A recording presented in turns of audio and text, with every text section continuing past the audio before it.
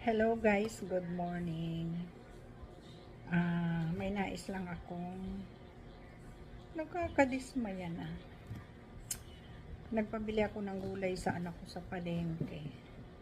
Pero ito kasi gusto kong magluto ng gulay na ito.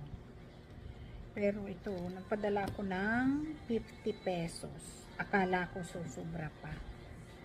Pero ang nangyari, nag-abuno pa yung anak ko ng 10 pesos. Ang pinabibili ko kasi ay ito.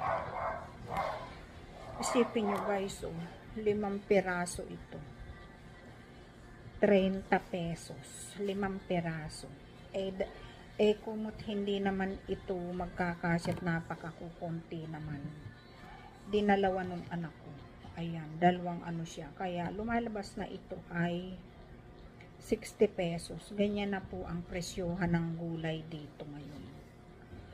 Na ang sinasabi nga dahil sa bagyo, binaha, mahirap mag-travel yung mga sasakyan, yung mga siguro mga galing probinsya. Pero grabe siya. Talagang Tapos ito pa.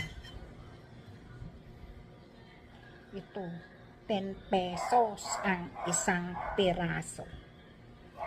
Tapos ito pa